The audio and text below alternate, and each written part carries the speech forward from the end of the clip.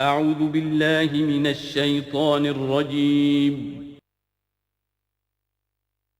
بسم اللہ الرحمن الرحیم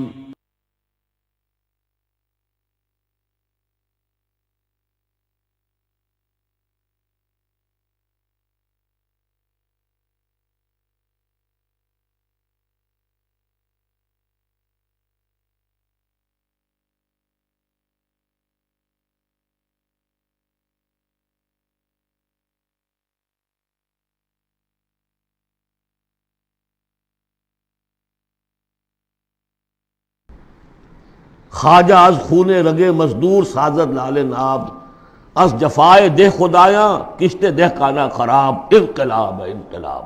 یہ اقبال کہتا ہوا مر گیا۔ سرمایہ دار نے مزدور کے رگوں سے سرخ خون کشید کر کے شراب بنائی ہے جسے وہ شام کو بیٹھ کر پیتا ہے، اور زمیندار اور جاگیردار وہ کسانوں کی جو محنت کا اور خون پسینے کی کمائی اسے وہ عیش کرتے۔ انقلاب انقلاب، لیکن وہ 52 برس ہو گئے انقلاب تو نہیں آئے، وہی نظام۔ گویا کہ ہم نے اللہ سے ایک بدعہدی کی، اس بدعہدی کی سزا کیا ہے؟ نفاق ہم پر مسلط کر دیا گیا۔ سورہ توبہ کی 3 آیات منافقین کی ایک خاص قسم بیان فرمائی، وَمِنْهُمْ مَنْ عَاهَدَ اللَّهُ، جنہوں نے اللہ سے عہد کیا تھا، لَئِنْ آتَانَا مِنْ فَضْلِهِ، اگر اللہ ہمیں فضل سے نواز دے گا، غنی کر دے گا، لَنَصَّدَّقَنَّ وَلَنَكُونَنَّ مِنَ الصَّالِحِينَ، خوب صدقہ خیرات کریں گے، بالکل نیک ہو جائیں گے۔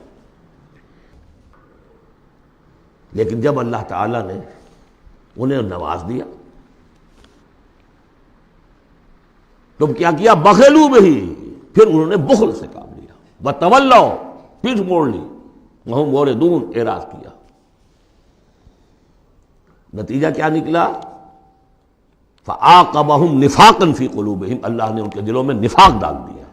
اور نفاق وہ بیماری ہے، قرآن میں کہا گیا ہے ان المنافقین فی الدرک الاسفل من النار، جہنم کے سب سے نچلے طبقے میں، وہی جو اشد العذاب، یوم القیامت یردون الی اشد العذاب، اگر پورے دین پر کاربند نہیں ہوگے تو قیامت کے دن شدید ترین عذاب میں جھونکے جاؤ گے۔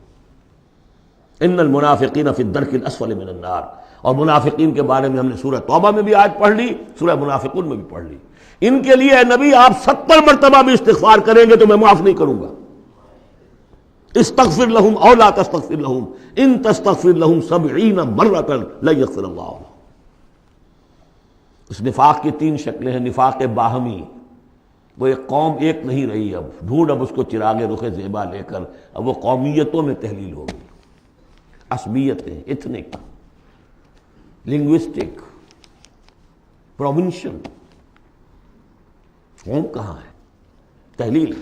نفاق باہمی، ایک نفاق کردار، جو حضور نے فرمایا کہ 3 نشانیاں ہیں منافق کی، اگر تینوں چیزیں ہوں تو وہ کٹر منافق ہے، خواہ نماز پڑھتا ہو، روزہ رکھتا ہو اور اپنے آپ کو مسلمان سمجھتا ہو۔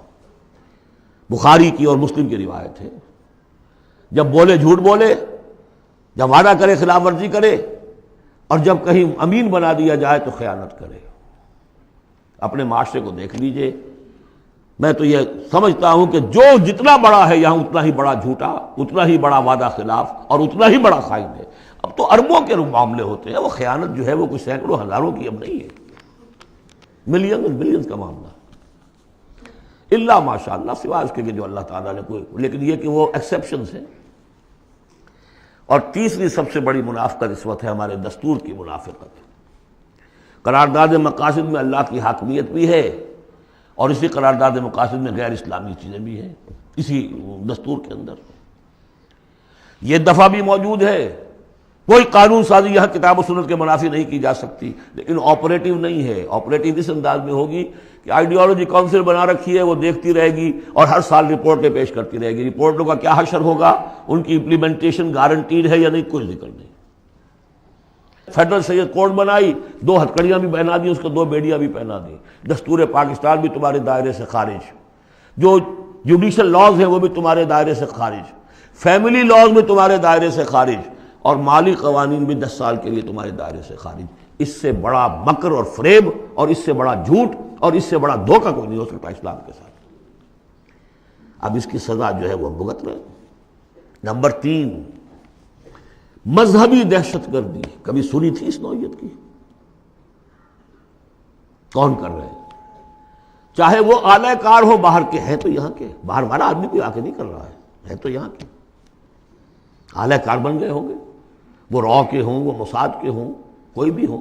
لیکن یہ کہ اگر یہ مذہبی یہ تلخی نہ ہو تو یہ کور کیسے مل جائے انہیں؟ اس کے لیے آپ نوٹ کیجئے سورہ انعام کی آیت نمبر 65. اللہ نے اپنے 3 قسم کے عذاب گنوائے، جن میں بدترین عذاب یہ ہے. هو القادر، کہہ دیجئے اے نبی اللہ اس پر قادر ہے، ان یبعث علیکم عذابا من فوقکم، کوئی عذاب تمہارے سروں کے اوپر سے بھیج دے، او من تحت ارجلکم، تمہارے قدموں کے نیچے سے زمین پھٹ جائے، زلزلہ آ جائے، او یلبسکم شیعا، یا تمہیں گروہوں میں تقسیم کر دے، ویذیق بعضکم بعض بعض، ایک دوسرے کی طاقت کا مزہ چکھو. یہ 3rd type of punishment, divine punishment, جس کا ہم اس وقت شکار ہیں. 4تھے درجے میں معاشی اعتبار سے ملک تباہ ہو چکا ہے، دیوانہ ہو چکا ہے ملک. ادھر سے پھر ایک لہر بھی شروع ہو چکی ہے جس کی خبر دی تھی.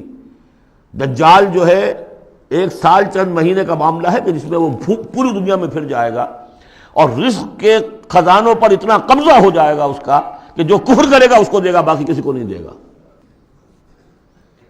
اور اگر رشیا میں ہو سکتا تھا کہ ڈبل روٹی نہیں رہی تھی، وہ جو فضاؤں میں جو سب سے پہلے گیا ملک، خلاؤں میں گیا، وہاں ڈبل روٹی نہیں ملتی تھی.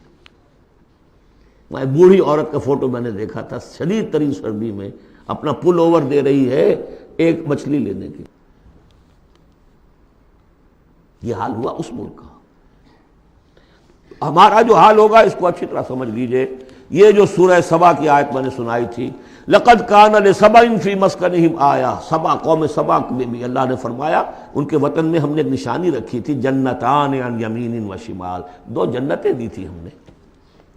پاکستان بھی 2 جنتوں پر مشتمل تھا، مشرقی پاکستان، مغربی پاکستان.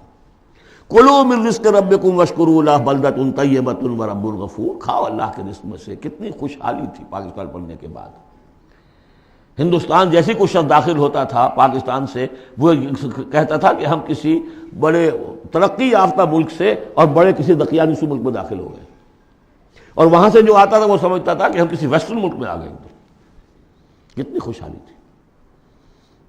کلوا من رزق ربکم بلدۃ طیبۃ ورب غفور فاعرضوا، جب اعراض کیا تو پھر کیا ہوا؟ پھر جو عذاب ہم نے بھیجا ہے، ہم نے ان کے دونوں باغوں کی جگہ پر بس کو ان کے لیے 2 جنگل پیدا باقی رہ گئے، جن میں کوئی پیلو، کوئی اور ڈیلے، کوئی کسیلی سے کچھ چیزیں پیدا ہو گئی، زیادہ سے زیادہ بیر. اللہ اللہ خیر صلی اللہ.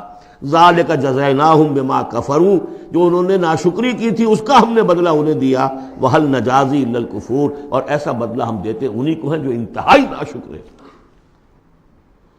بہرحال چونکہ اسی ملک کو جو قوم سبا تھی، اس کے بارے میں آخری جو الفاظ آئے ہیں قرآن میں، فَجَعَلْنَاهُمْ أَحَادِيثَ وَمَزَّقْنَاهُمْ كُلَّ مُمَزَّقٍ، ہم نے انہیں بس کہانیاں بنا دیا کہ کبھی ایک قوم ہوتی تھی، اس کی بڑی عظمت تھی، اس کا بڑا تلطنہ تھا اور دبدبہ تھا، اور ٹکڑے کر کر کے اس کو ختم کر دیا. اس صدی میں 2 عظیم مملکتیں، عظیم سلطنتیں نسیہ منسیہ ہو گئی.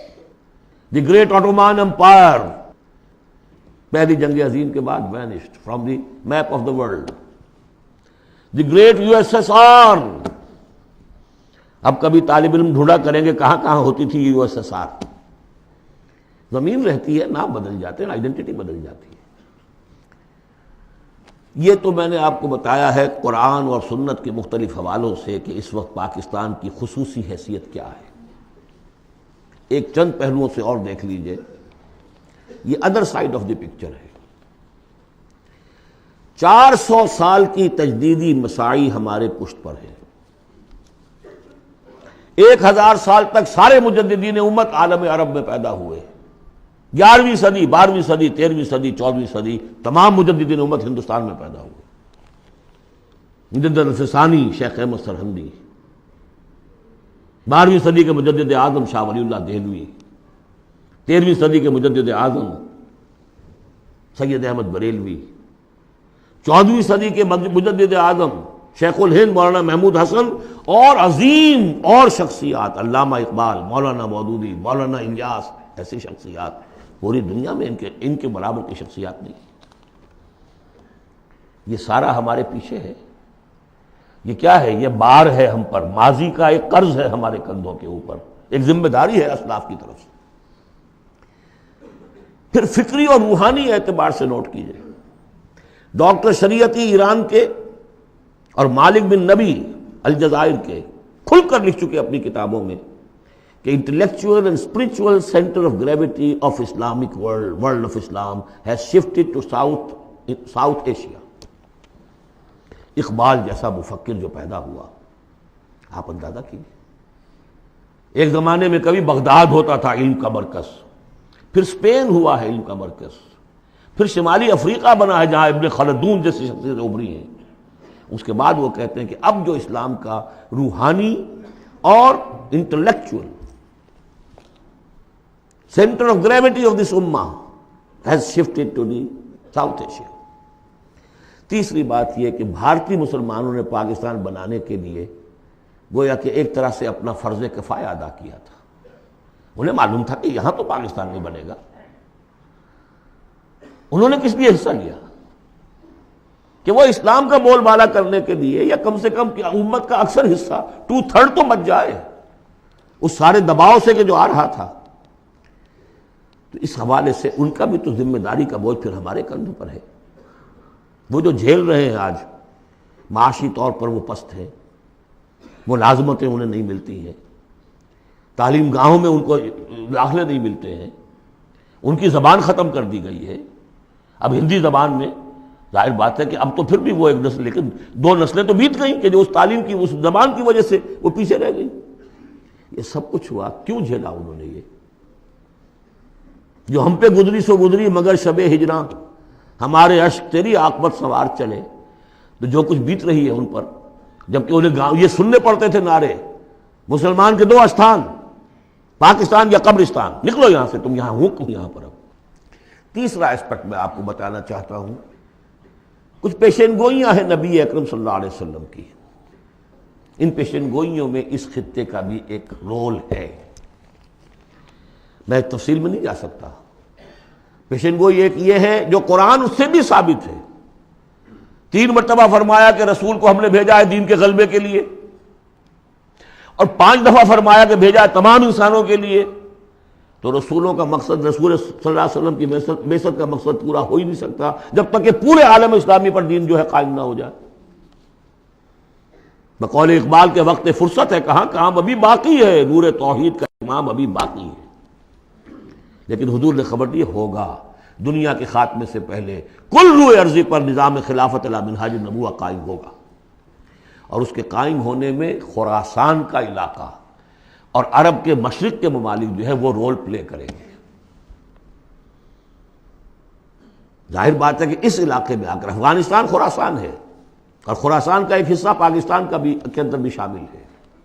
یہاں سے فوجیں جائیں گی، اور یہ جو یروشلم ہمارے ہاتھ سے نکلا اسے بازیافت جو ہے یہ کریں گی. عربوں میں تو دم نہیں ہے. پہلے بھی عربوں سے چھینا تھا کروسیڈرز نے. 1099 عیسوی میں چھینا ہے یروشلم، اور لاکھوں مسلمانوں کو قتل کیا ہے کروسیڈرز نے. اور اس کے بعد 88 برس تک وہ ان کے قبضے میں رہا. عرب واپس نہیں لے سکے. کون لینے والا تھا؟ کرد خون، صلاح الدین ایوبی. اب پھر عربوں سے چھینا ہے انہوں نے. قوم بودی ہو چکی ہے، ان میں دم نہیں ہے. عیاشیوں نے اور دولت نے ان کو خالی کر دیا، کھوکھلا کر دیا. اب بھی کوئی لیں گے تو فرمایا کہ خراسان کی طرف سے جھنڈے آئیں گے، انہیں کوئی روک نہیں سکے گا جب تک کہ یہاں نہ پہنچ جائیں اور یہاں ایلیا میں جا کر، یروشلم میں جا کر نصب نہ ہو جائیں. اس میں بھی ایک رول ہے پاکستان کا. میرے عرب کو آئی ٹھنڈی ہوا جہاں سے، میرا وطن وہی ہے، میرا وطن وہی ہے. میں نے 3 اسپیکٹ سے تو آپ کو جو ماورائے زمان و مکان فرائض ہیں ایک مسلمان کے، اللہ کے حقوق کے حوالے سے، رسول کے قرض کے حوالے سے، انسانوں کے حقوق کے حوالے سے بیان کی ہے. اور 3 ہی اعتبار سے پاکستان کا جو اسپیشل رول ہے. ایک تو یہ کہ جو ہماری جینیسس آف پاکستان ہے، اس کی بنیاد کیا تھی، قرآن میں اس کا بھی ذکر ہے. آج جس صورت سے ہم دو چار ہیں، منافقت کے 3 اسپیکٹس، قرآن میں اس کا بھی ذکر ہے۔ جو معاشی ہمارے ہاں بدحالی آ چکی ہے قرآن کا، اس کا بھی ذکر ہے جو سورہ سبا میں ہم نے دیکھ لیا۔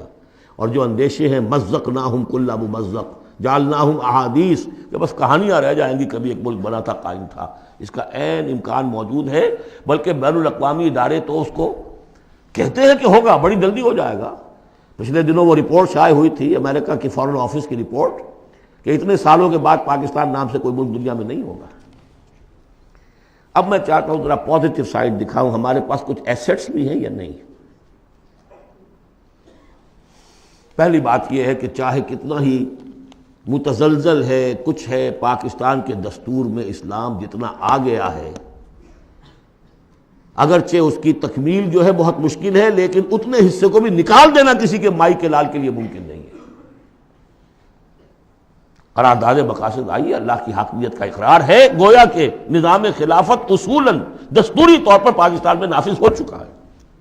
ایسے جیسے میں مسلمان ہوں، چاہے میں عمل نہیں کر رہا اسلام پر، مسلمان ہوں، ہمارا ہر شخص مسلمان ہے چاہے وہ عمل نہیں کر رہا ہے، اسی طرح پاکستان مسلمان ملک بن گیا ہے جب اس نے کہا sovereignty belongs to him and not to us۔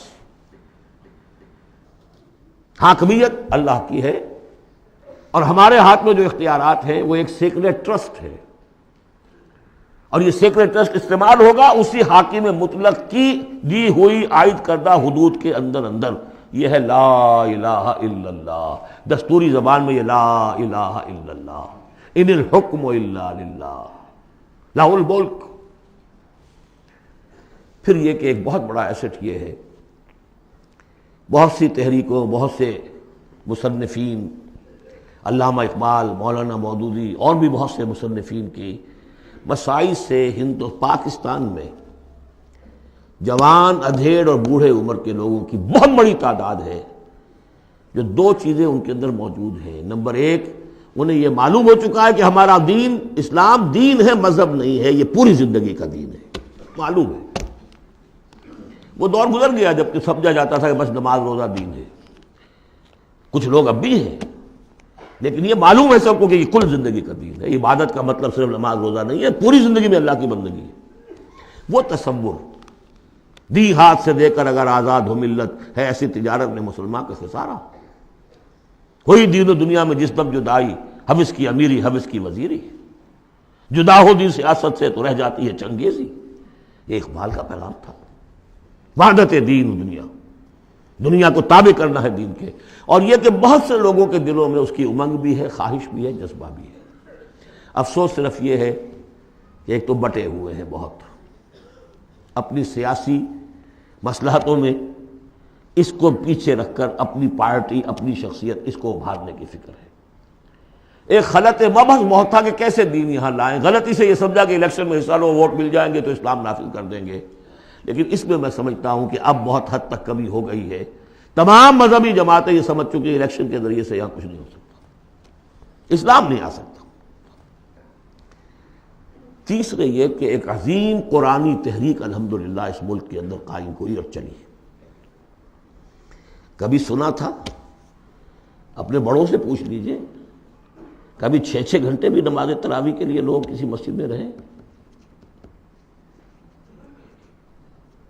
پورا قرآن کا ترجمہ، درس قرآن کی محفلیں، 500 700 آدمی جمع، جبکہ کوئی سیاسی نعرہ نہیں، کوئی اختلافی بات نہیں۔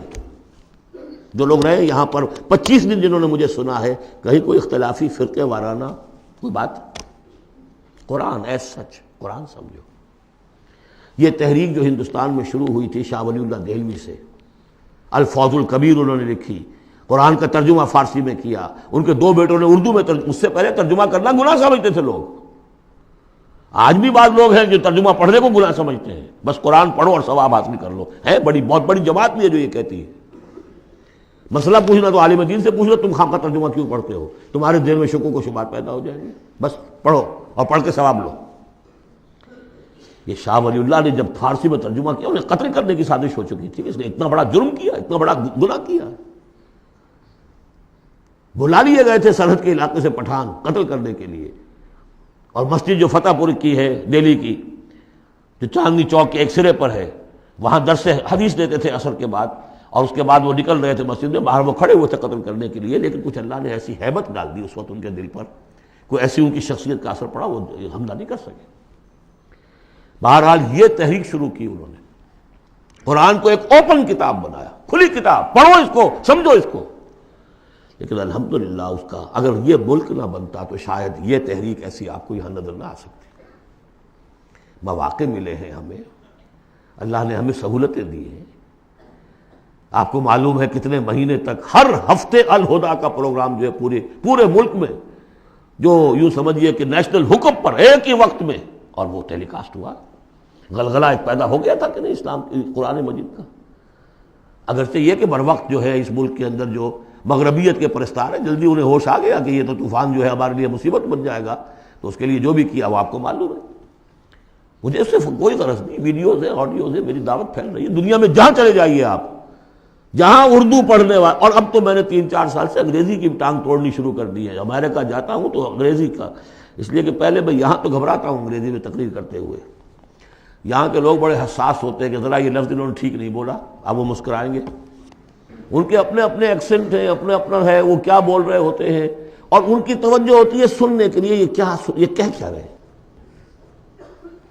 تو الحمدللہ کہ اب تو میں جاتا ہوں تو 1.5 مہینے میں ایک دفعہ، پچھلی مرتبہ میری ایک تقریر اردو میں ہوئی ایک جگہ پر، باقی سب انگریزی میں، پورا یہ میسج انگریزی میں جا چکا ہے عربوں کو، لوکل وہاں کے افرو امریکنز کو، پھر وہاں سے ہو کر مختلف، وہ تو نرس سینٹر ہے امریکہ اس وقت، وہاں سے جہاں جہاں وہ چیز پہنچ رہی ہے، تو اب اس کا کوئی نتیجہ انشاءاللہ نکلے گا، اور اس کا مرکز اللہ نے اس ملک کو بنایا۔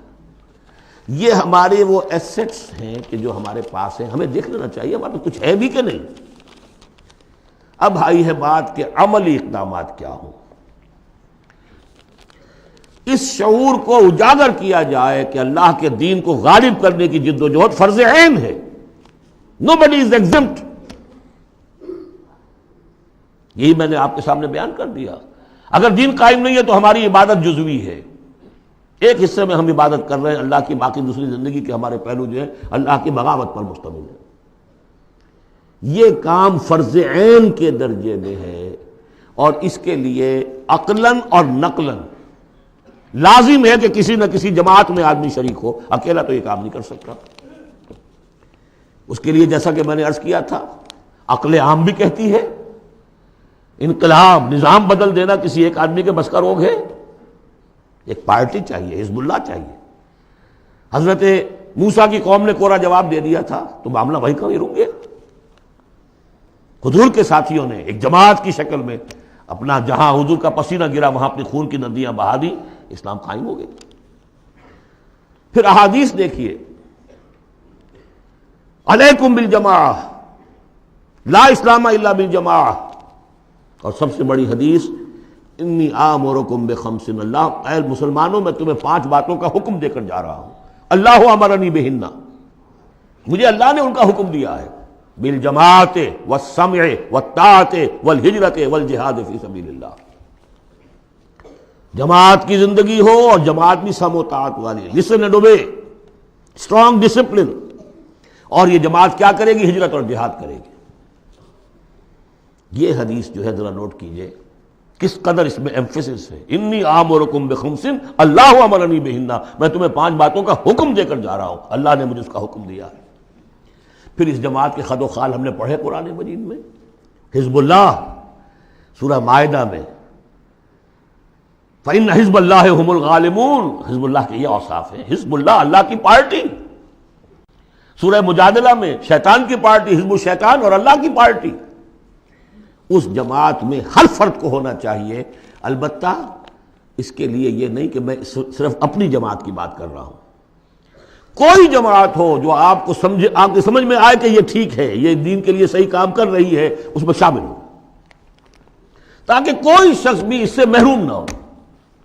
جیسے حضور نے فرمایا بلغوا انی ولو آیۃ، پہنچاؤ میری جانب سے، کہا ایک ہی آیت پہنچاؤ، میرا کوئی امتی بھی تبلیغ قرآن کے فریضے سے محروم نہ رہ جائے، اس لیے کہ پھر میرا امتی کیسے ہوا؟ میرا امتی ہے تو اسے تو قرآن پہنچانا ہے، ایک آیت پہنچاؤ۔ باقی جو لوگ اپنی زندگیاں وقف کر دیں، ان کے لیے کیا کہا ہے؟ خیرکم من تعلم القرآن وعلمہ، تم میں سے بہترین لوگ وہ ہیں جو قرآن سیکھیں اور سکھائیں۔ وہ اپنی زندگی وقف کر دیں۔ اس حوالے سے کسی بھی جماعت میں جس پر دل ٹھک جائے، اگرچہ اس کے 4 خصائص ضروری ہیں جو آپ کو تلاش کرنے چاہیے۔ نمبر 1، ڈکلیئرڈ ایم ہونا چاہیے اقامت دین، دین کا غلبہ، نتھنگ شارٹ آف دیٹ۔ کوئی جزوی بات، کوئی سماجی اصلاح، یہ سارے کام اچھے ہوتے ہیں، کوئی خدمت خلق کا کام بہت اچھی بات ہے، لیکن یہ کہ ہر شے کا اپنا ایک مقام ہے۔ جماعت وہ ہونی چاہیے جس کا مقصود ہو اللہ کے دین کا غلبہ، اقامت دین کہہ لیں اسے، غلبہ دین کہہ لیں، نظام خلافت کا قیام کہہ لیں، حکومت الہیہ کا قیام کہہ لیں، لیکن ڈکلیئرڈ ایم ہونا چاہیے۔ ان اصطلاحات میں سے کوئی استعمال کر لیجیے۔ نمبر 2، وہ ڈسپلنڈ ہونی چاہیے، سم و طاعت، آمرکم بخمس اللہ امرنی بہن بالجماعت والسمع والطاعت، ہجوم نہیں، منظم، ایک امیر سے ان کا عہد ہو اطاعت کا۔ نمبر 3، اسے اپنا طریقہ کار کلیئرلی اسپیل آؤٹ کرنا چاہیے کہ ہم کس نہج سے یہ کام کرنا چاہتے ہیں۔ ایسے ہی مبہم سے نعرے لگا کر اور لوگوں کو صرف وقتی جوش دلا کر تو یہ نہیں، معلوم ہونا چاہیے طریقہ کار کیا ہے، اور وہ طریقہ کار انہیں دکھانا چاہیے کہ یہ ہم نے سیرت النبی سے، اس لیے کہ ماڈل وہ ہیں ہمارے لیے، اس سے اخذ کیا ہے۔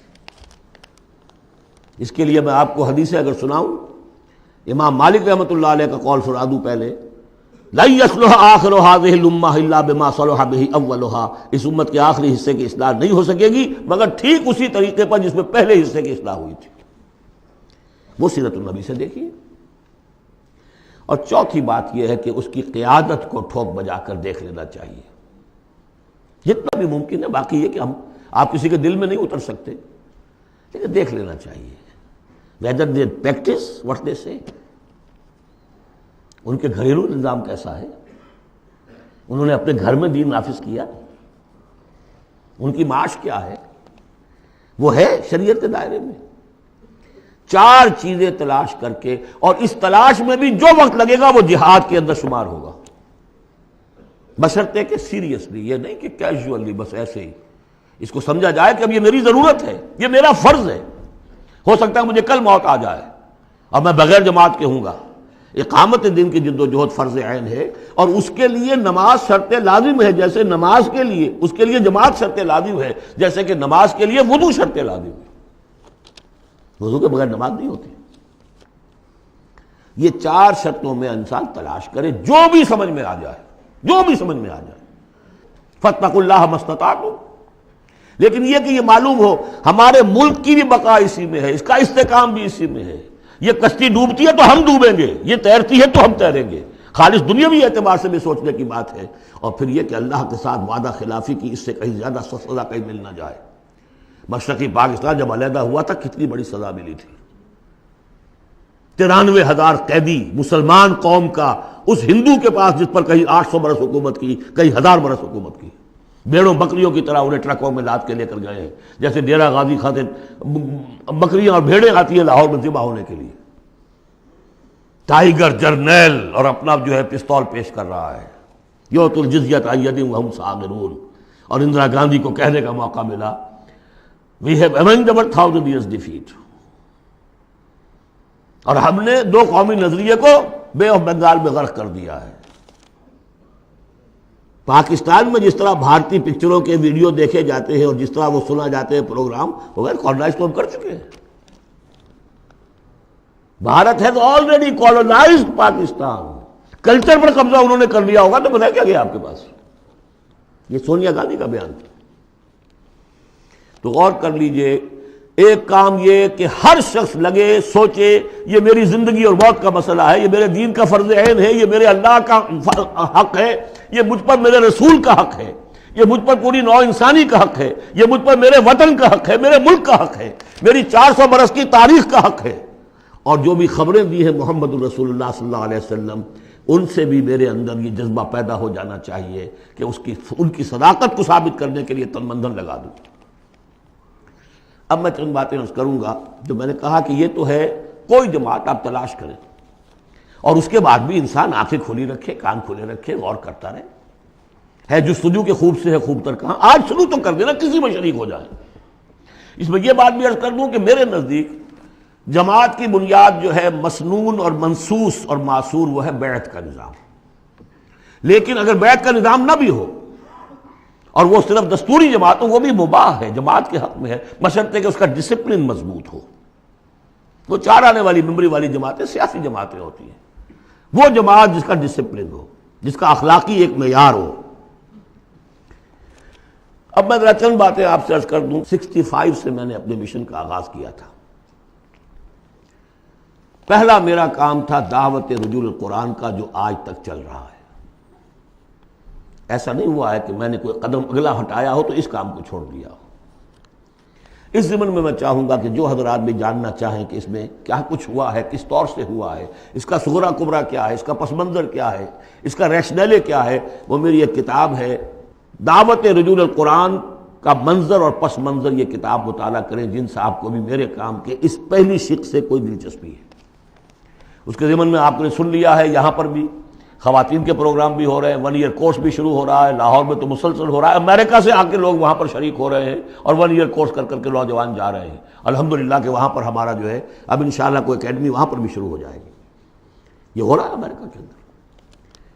دوسرا کام جو میں نے کیا الحمدللہ اللہ کے فضل و کرم سے، ایک مختصر لیکن منظم جماعت تنظیم بیعت کی بنیاد، ایک مردہ سنت کو زندہ کیا ہم نے. میرا دعویٰ یہ ہے کہ بنیاد کسی جماعت کی قرآن، حدیث، سنت، سیرت اور 1400 برس کی تاریخ دنیا جو ہماری مسلمانوں کی ہے، 1300 برس تک کم سے کم کوئی اور بنیاد اجتماعیت کی ہے ہی نہیں سوائے بیعت کے. حضور نے کی بیعت، آؤ بیعت کرو میرے ہاتھ پر، آؤ مرنے کی بیعت کرو. یا پھر وہ بیعت جو عقبہ ثانیہ میں لی گئی تھی، بایعنا رسول اللہ صلی اللہ علیہ وسلم علی السمع والطاعۃ فی العسر والیسر والمنشط والمکرہ. بڑی طویل حدیث ہے، وہ میں بعد میں آپ کو بتاؤں گا بھی. ہم نے اسی کو اخذ کیا ہے، اختیار کیا ہے تنظیم اسلامی میں شمولیت کے لیے. جو بیعت ہے وہیں سے لی ہے. بہرحال ہم نے اس پر ایک جماعت مرتب کر دی ہے، ڈھانچہ بنا دیا ہے، نظام العمل بنا دیا اس کا. یہ نہیں ہے کہ بیعت کا مطلب یہ کہ اب آپ کو کچھ کہنے کا حق ہی نہیں. لا حول ولا قوت. حضور سے لوگ اختلاف کر لیتے تھے. حضور نے فرمایا تھا غزوہ بدر میں کہ کیمپ یہاں لگا دو، لگا دیا گیا.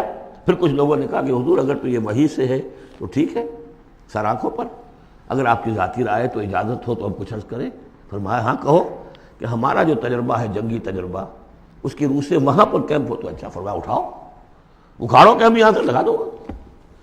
تو مشورہ، شاورہم فی الامر، ان سے مشورہ کرتے رہا کیجئے. قرآن مجید میں حضور کو حکم ہے، مشورہ بھی ہو سکتا ہے، اختلاف رائے بھی ہو سکتی ہے، ذاتی تنقید بھی کیجئے. ہمارے ہاں تنظیم اسلامی کے اندر سالانہ ایک اجتماع وہ ہوتا ہے جس میں جو شخص چاہے آئے اور مجھ پر ذاتی تنقید کرے. باقی شورا کا نظام اپنی جگہ پر ہے جو الیکٹڈ ہوتے ہیں لوگ. تو ایک یہ کہ اس اصول پر ایک جماعت بنا دینا جو صرف پیری مریدی کا دھندا رہ گیا تھا، اسی لیے پہلے لوگ بڑے ہنسے یہ بیعت پر جماعت. لیکن یہ کہ اب وہ جماعت ہے الحمدللہ، اب وہ ایک اوپن انسٹیٹیوشن ہے اور اس کو ہم نے اس کا پورا نظام العمل بنا دیا ہے. اس میں اختلاف کی گنجائش ہے، اس میں اس طرح مشورہ ہوگا، اس طرح بات ہوگی. اور اس کے لیے 10 کتابچے ہیں چھوٹے چھوٹے، 50-50 60-60 صفحے کے. تنظیم کی بنیادی دعوت کو سمجھنے کے لیے وہ 10 کتابچے اس وقت یہاں نہیں ہوں گے، لیکن جس کا بھی ارادہ ہو جائے کہ سمجھنی ہے بات، اب جہاں اور جماعتوں کو دیکھنا ہے اس کو بھی دیکھنا ہے. یہ بھی ایک جماعت ہے. میں یہ نہیں کہتا یہی ایک جماعت ہے، جو بھی قافلے ہیں دیکھیے، سب کو دیکھیے. لیکن اگر تنظیم کو سمجھنا ہے تو 10 کتابچے چھوٹے چھوٹے. عزم تنظیم، تنظیم اسلامی کا تاریخی پس منظر، تعارف تنظیم، نظام العمل، میرا ذاتی حساب کتاب کہ میں نے دنیا میں کتنی جائیداد بنائی ہے، کب شروع کیا تھا تو اس کے بعد سے میری روٹی کہاں سے چلی ہے، اب کیا صورتحال ہے، ایک ایک پیسے کا حساب دے دیا. وہ میرا حساب کم و بیش کے نام سے وہ پمفلٹ موجود ہے. یہ ساری چیزیں جو ہے جن لوگوں کو اب سیریسلی بات کو سمجھ میں آ گئی ہو، سمجھ میں آئے کہ یہ میرا فرض ہے، آئی ایم ریسپانسبل، مجھے اللہ کی بندگی کرنی ہے جس کے لیے یہ کام لازم ہے. مجھے محمد صلی اللہ علیہ وسلم کا قرض ادا کرنا جس کے لیے لازم ہے، مجھے اس ملک کا حق ادا کرنا جس کے لیے یہ لازم ہے. یہ اگر آپ کو اپنے فرض کا احساس ہو جائے گا تو آپ تلاش کریں گے، جو تلاش کرے گا وہ پائے گا، جو اندہ یا بندہ. باقی میرا ایک ماضی بھی ہے. وہ ماضی یہ کہ میں جماعت اسلامی میں رہا ہوں 10 برس تحریک کے ساتھ، جماعت میں 3 برس اور 7 برس جمعیت طلبہ میں. جمعیت طلبہ میں ناظم اعلیٰ بھی رہا ہوں آل پاکستان، جبکہ یہ مشرقی اور مغربی پاکستان دونوں ایک ہی ملک تھے. اور جماعت اسلامی میں ایک ضلعی تنظیم کا امیر رہا ہوں، ضلع منگمری کا. بہرحال یہ نوٹ کر لیجئے کہ وہ میرا ماضی ہے. اس سے مجھے اختلاف ہوا تو کیوں ہوا تھا، اس پر میری پوری کتاب موجود ہے. کوئی بدنیتی کا الزام میں نے مولانا مودودی پر نہیں لگایا، لیکن یہ کہ اختلاف ہوا تھا کہ الیکشن کے ذریعے سے بات سامنے آ چکی ہے، ہماری یہ ساری ایکسرسائز میں فیوٹیلیٹی ہے، ہمیں انقلابی طریقہ کار اختیار کرنا چاہیے. وہ کتاب تحریک جماعت اسلامی ایک تحقیقی مطالعہ جو میں نے 25 برس کی عمر میں لکھی تھی اور جماعت کا رکن تھا اس وقت تک، میں نکل کر نہیں لکھی ہے میں نے. وہ تو جس کو نوٹ آف ڈسینٹ ہوتا ہے، پارٹی ورکر ہے، ممبر ہے، اور وہ ڈس اولیژن ہو گیا، کسی وجہ سے اختلاف ہو گیا ہے تو اپنی رائے ظاہر کرتا ہے نا، وہ میں نے پیش کی تھی. وہ کتاب بھی موجود ہے، لیکن اس کے بعد جس طریقے سے اس کی مس ہینڈلنگ ہوئی اس سارے اختلاف کی، اور پھر بڑے بڑے لوگ مولانا امین حسن اصلاحی صاحب، عبدالغفار حسن صاحب، عبدالجبار غازی صاحب، عبدالرحیم اشرف صاحب، کراچی کے شیخ سلطان صاحب، شیخ جمیل الرحمان صاحب، اور بہت سے مولانا افتخار بلخی صاحب، یہ سب لوگ جو جماعت سے علیحدہ ہوئے. یہ حادثہ کیوں ہوا، اس پر بھی پھر میری ایک کتاب ہے، تاریخ جماعت اسلامی کا ایک گم شدہ باب. جنہیں میرے اس ماضی کو دیکھنا ہو، کچھ شکوک و شبہات تو میرے بارے میں بڑے پروپیگنڈے کر دیے گئے ہیں اور جس کی وجہ سے حجابات سے قائم ہو چکے ہیں، لیکن اس کو دیکھنا، اسٹڈی کریں، معلوم کر لیں، دودھ کا دودھ پانی کا پانی علیحدہ ہو جائے. تیسرا کام جو الحمدللہ میں اللہ کا بڑا فضل و کرم اپنے اوپر مانتے ہوئے اس کا تذکرہ کر رہا ہوں، اسے کسی درجے میں بھی کوئی خود ستائی نہ سمجھیے، بلکہ آج ہی جو آپ نے آیت پڑھی ہے فَأَمَّا بِنِعْمَتِ رَبِّكَ فَحَدِّثْ، جو بھی نعمتیں ہوئی ہوں ان کا تذکرہ کیا کرو. الحمدللہ کہ منہج انقلاب نبوی کے اوپر ہر اعتبار سے اس کو بالکل واضح کر کے اور اس سے ہم نے ایک پروسیس اخذ کیا ہے. میں آپ سب سے کہوں گا اس کا مطالعہ کیجئے، سمجھ میں نہ آئے پھینک دیجئے اٹھا کر. کسی جگہ پر اختلاف ہو تو مجھ سے کیجئے بات. منہج انقلاب نبوی کتاب بھی ہے، کیسٹس بھی ہے، آڈیوز بھی ہے، ویڈیوز بھی ہے. چوتھے درجے میں ہم نے تحریک خلافت شروع کی تھی. سن 91 میں نے یہی کراچی سے شروع کی، پھر اس کے بعد یہی کراچی میں خالق دینہ ہال میں نے 4 دن لیکچر دیے خلافت کے موضوع پر. اور اس کے بعد اگرچہ پروگرام یہ تھا کہ اسے ایک عوامی موومنٹ چلایا جائے، لیکن ابھی فی الحال ہم نے محسوس کیا کہ لوگ کچھ ہلنے کے لیے تیار نہیں ہے. وہ ضرور دستخط کر دیتے ہیں، فارم پر کر دیتے ہیں، 2000 کا جلسہ ہے، 200 فارم ہمیں مل گئے، لیکن اس کے بعد ان کو ڈھونڈیے تو ملیں گے نہیں.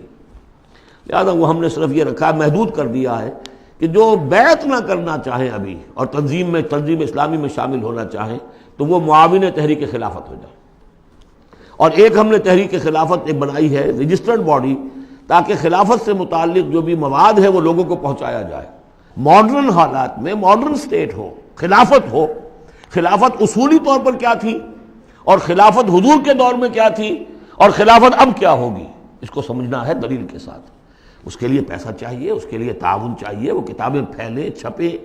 اس حوالے سے یہ 4 شق ہیں میرے کام کے جو میں نے آپ کے سامنے رکھ دیے.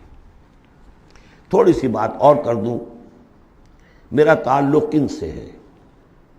دعوت رجوع قرآن میں میں نے اپنے فکر کے، اپنی سوچ کے 4 سورسز معین کیے ہیں. اولین فکر جو ہے، میرے فکر پر جو بھی اثر پڑا ہے وہ علامہ اقبال کی ملی شاعری کا ہے، اور ہائیسٹ بھی اسی کا اثر ہے ان کا فلسافیکل تھاٹ جو لیکچرز میں ہے، reconstruction of religious thought in Islam. اس کے بعد مولانا مودودی کا تحریکی فکر، تحریک. اقبال مفکر تھے، وہ تحریک چلانے والے آدمی نہیں تھے. اگرچہ ابھی معلوم ہوا ہے ڈاکٹر برہان احمد فاروقی نے انتقال سے پہلے کتاب لکھ دی، جس سے ثابت ہوتا ہے کہ علامہ اقبال عمر کی آخری سٹیجز میں سن 35-36 میں بیعت کی بنیاد پر ایک جمعیت شبان المسلمین قائم کرنا چاہتے تھے، اور اس کا دستور بھی مرتب ہو گیا تھا. وہ ڈاکٹر برہان احمد فاروقی کی کتاب، اس کی تلخیص کر کے ہم نے شائع کر دیا علامہ اقبال کی آخری خواہش. اس میں خط و کتابت ہے، وہ ساری کی ساری چیزیں جو ریکارڈ میں موجود ہیں. لیکن بہرحال انہوں نے اپنی زندگی میں یہ کام شروع کر نہیں سکے. یہ کام مولانا مودودی نے شروع کیا، تحریک اٹھائی، جماعت بنائی. لیکن مولانا مودودی سے پہلے میرے نزدیک ابوالکلام بھی تھے.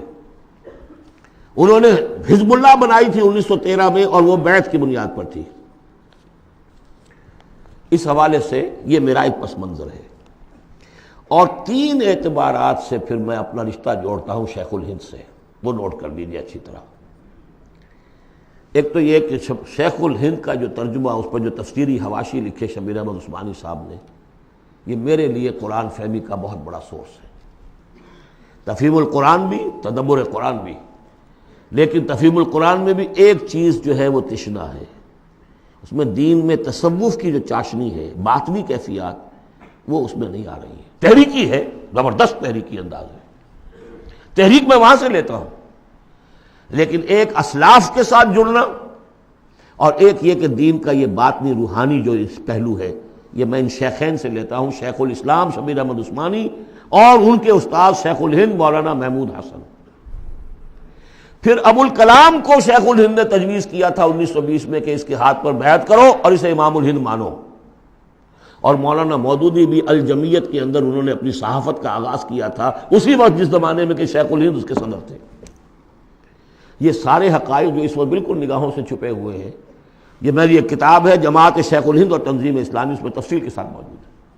یہ میں صرف اس لیے بتا رہا ہوں کہ جس کو بھی ان 25-26 دنوں کے اندر کوئی بھی تعلق خاطر قائم ہوا ہو، جو سیریسلی سوچنے کو تیار ہو، وہ ان چیزوں کا مطالعہ کریں.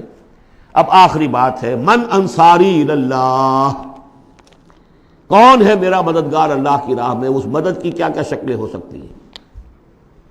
سب سے پہلے تو یہ جو میرے فکر سے متفق ہو گئے، جو طریقہ کار ان کے سامنے آیا ہے اس کو انہوں نے مان لیا، اگر وہ مجھ سے واقف بھی ہیں اور مجھ پر اعتماد بھی کر سکتے ہیں تو تاخیر نہ کریں اور بیعت کریں اور تنظیم اسلامی میں شامل ہو جائیں. اس بیعت کی وضاحت میں ابھی اس حدیث کی روح سے کروں گا بعد میں. یہ نہیں اگر اس سے کمتر ابھی آپ چاہتے ہیں کہ کوئی نسبتاً کمتر معاملہ رہے ابھی بیعت کے معاملے میں، اتنا اقدام جو ہے فوری طور پر نہ ہو، تو یہاں کی انجمن خدام القرآن ہے، اس کے ممبر بنیے. 1 ایئر کورس شروع ہو رہا ہے، اس میں وقت نکالیے. آپ نے جو ہے مختلف پروفیشنل تعلیم کے اوپر کتنے سال لگائے ہیں. کوئی ایم ایس کر کے آتا ہے امریکہ سے، کتنے سال لگائے ہوتے ہیں؟ کیا 1 سال بھی نہیں نکال سکتے زندگی کا؟ اللہ پوچھے گا تم سب کچھ پڑھ لیا، تم نے انگریزی پڑھ لی، تم نے اتنی پڑھ لی انگریزی کہ انگریزوں کو پڑھا دو، اور عربی اتنی بھی نہ سیکھی کہ تم میری کتاب کو براہ راست سمجھ سکتے. ہم نے ان کے لیے 1 ایئر کورس شروع کیا ہے کہ جو لکھے پڑھے جاہل ہیں اس اعتبار سے کہ ایک طرف PhD ہے، ڈاکٹریٹ کی ہوئی ہے، دوسری طرف الف ب قرآن کی معلوم نہیں. نمبر 3، تحریک خلافت جو ہے اس کی 2 شکلیں ہیں. معاون تحریک خلافت وہ تنظیم اسلامی کے تابع ہوگا، تنظیم اسلامی کے ساتھ ہوگا، لیکن بیعت کیے ہوئے نہیں ہوگا. جو بیعت کرتا ہے وہ رفیق کہلاتا ہے تنظیم اسلامی کا. اور دوسرا یہ کہ ہم نے ایک ایسی جماعت بنائی ہے جس میں کہ اس لٹریچر کو پھیلانے کے لیے ہمیں وسائل چاہیے.